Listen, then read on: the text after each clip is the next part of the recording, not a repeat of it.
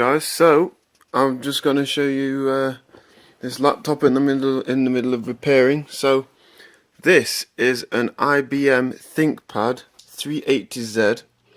I did say in the previous video I was going to be working on this, but I just wanted to quickly show you that this is what it looks like. It's in really great condition for its age.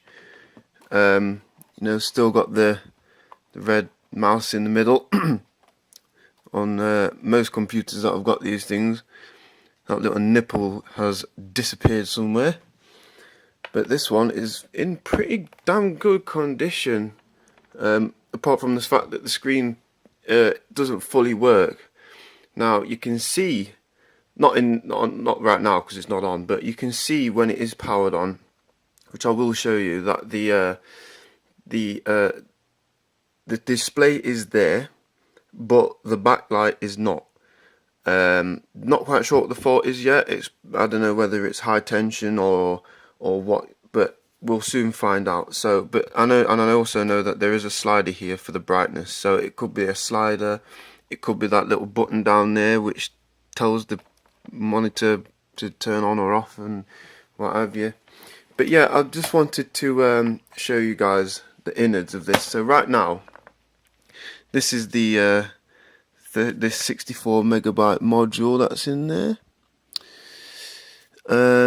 You can see just underneath there that the other 32 inbuilt memory just underneath it. And this CMOS battery is probably dead. I think it must be dead because you know, I've had this on for a while, and I unplug it from the power supply. You know, it turns off obviously because there's no battery in it, and then when you switch it back on, the BIOS is asking me for date and times again. So I will change this. I'm going to completely strip this down. I'm going to, you know, re-thermal paste it. I'm going to put new screws in it, make it really nice. You know, get it up to date. It's in really good condition. I mean, the only thing, there's a little bit of a, that's not even like a nick, it's just, I don't know, like paint on there. You can't really see it on here right now. Yeah. But yeah, that's oh well, I fixed that one. I have tried to make an attempt at cleaning it. The disk, whoops, screwdriver. The disk drive does work. I haven't got a floppy drive to check it out. Here is where the hard drive lies. This is the cover for it, just a tiny little cover. A big ass screw. I don't know why they've used a big ass screw for that, but I'll take this out for you. So this is an original IBM as well. Everything on this laptop is completely original, obviously, apart from the fact that I've changed a couple of bits. 4090 megabyte, 4 gig. Jeez. IDE. I've got bigger drives. I've got 60s, like I said in the other video over there on the table. Yeah, nice. So yeah, see, like things like this and the memory, I will keep, you know, as like a keepsake, because if I do decide, you know, I'm going to sell it, I can sell it with the original parts as well as the upgraded bits too. So I will find out the maximum amount of RAM, hard drive space that this thing can take, and hopefully we could turn it into a reasonably decent piece of kit. So yeah, I just thought I'd show you that real quick. What I'm doing right now is I'm taking out the keyboard. It's Jesus, proving slightly difficult. Oh no, I've done it. Okay, hold on.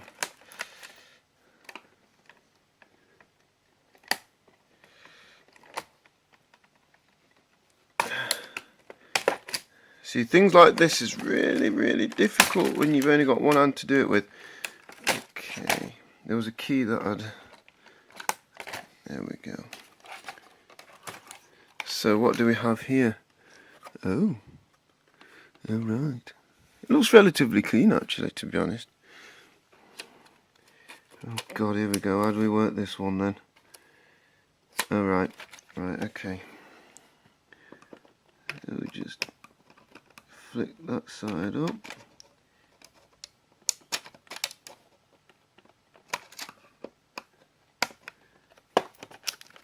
Out comes that one. What the hell is this?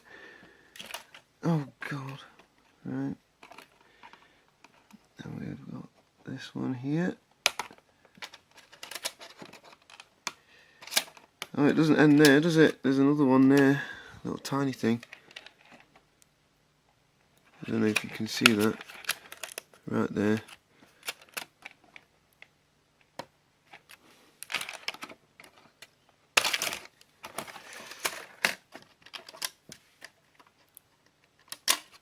There we go.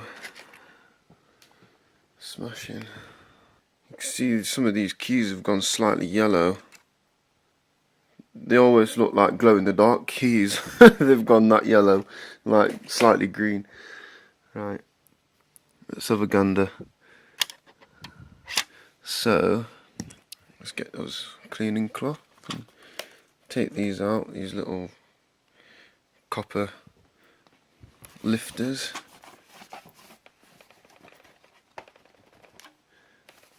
Oh, there's another one. We'll leave that one because it obviously doesn't want to come out. Alrighty then. So we have. There are no screws. Oh wait, what's that right down there? I think that's a screw down there. It's miles away though. And there's one on there. Oh, hold on a minute, it's actually coming away.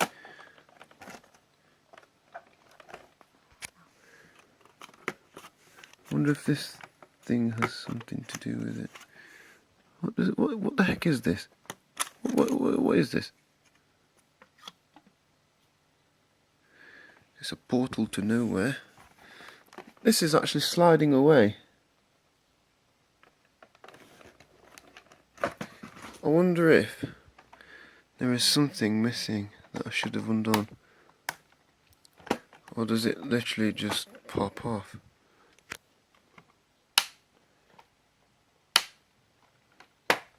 Oh, alright, okay. So, my little screwdriver just went underneath there and popped that one up.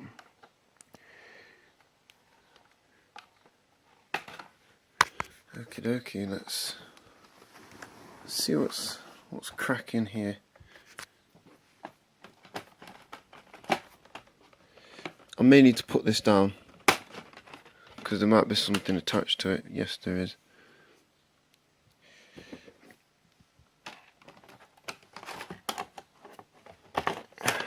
What is that attached to?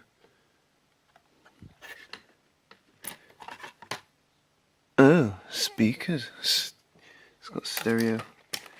Alright, disconnect that. That's that bezel gone. Right, what do we have here?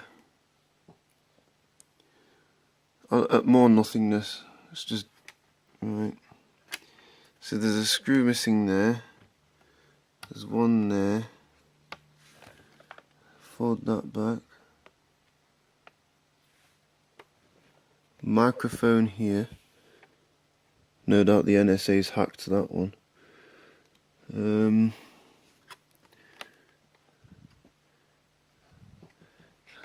a couple of other bits and bobs here. Screw missing from there.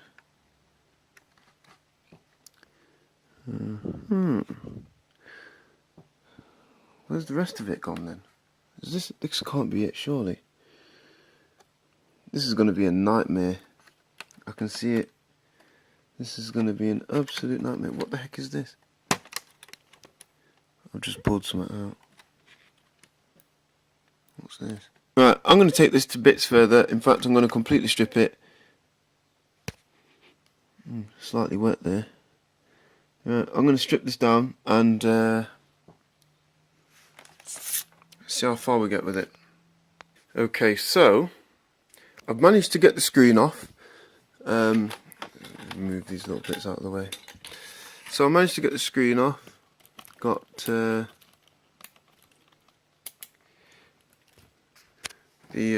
plug for something there. I'm not quite sure which one does what. And there's a plug there for the, I would assume that one's the display.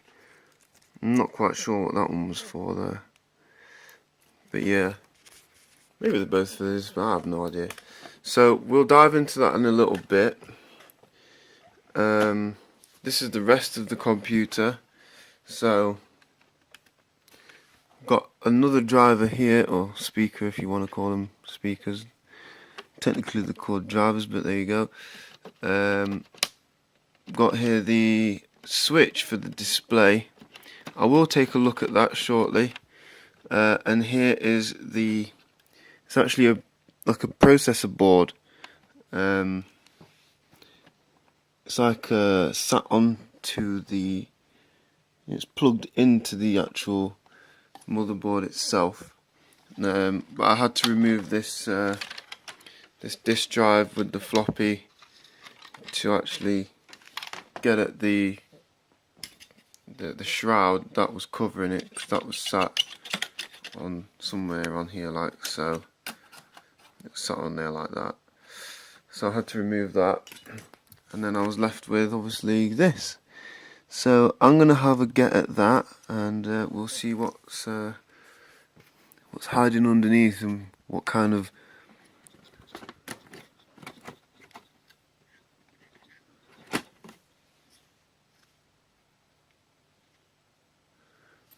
what lies beneath. Alright, okay, so let's take this out. Oh, well, there we go then.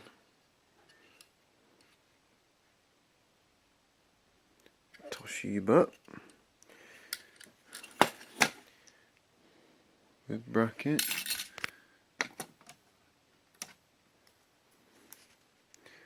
So this is the CPU.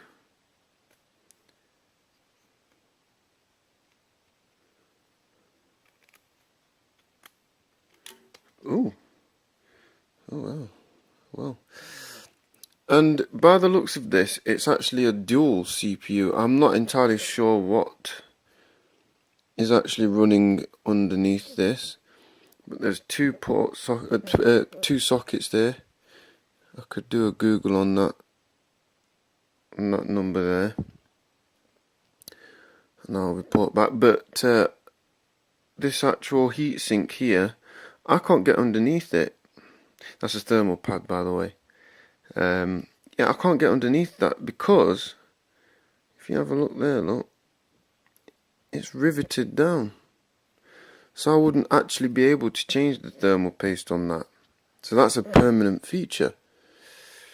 So, well, it looks like I'll just bang it all put this all together, and we'll have a look at this display. Okay, so I've put it back together, and I'm just going to quickly show you guys, well, make an attempt at showing you guys what is actually happening with this. So if I just slide this on with the power slider, I don't know, here it is.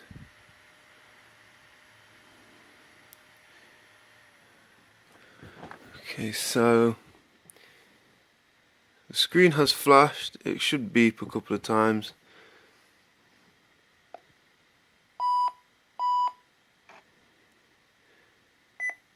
And the display is on. You can just see it. Just see the outline. Okay, that is actually a square. And behind that there's OK and cancel. And it says error in great big letters. But yeah, you can't quite see it. I say you can't quite see it. You can't see it at all. You know, there's no backlight. So I'm going to strip down the display, and I'm going to fiddle with this button here. See, that button is not making any difference. So that leads me to suspect that that button may be duff. I'll have a look at that. Yeah, because it's not making a single difference. I'll check that out. Okay, so as you can see, that isn't actually working still. Sorry, I had to stop the video a second. Something happened with the phone and it crashed out. And I just did some jiggery pokery. So yeah, as you can see, it's still, the backlight is still not working. So I'm going to have a look at the variable resistor that is on this, which is that slider. I'm going to remove it and see what happens once I've removed it. Okay, so I desoldered the variable resistor and I just bridged the connections, and as you can see, although I shouldn't really be touching it, as you can see, it still isn't lit up.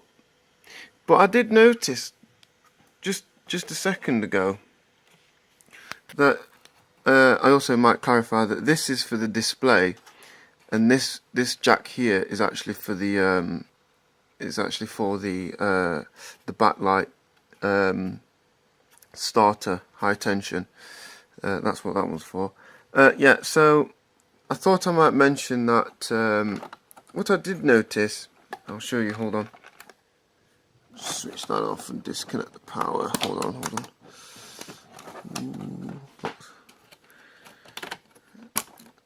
I did notice that this ribbon cable, hold on, I'll show it you, hold on.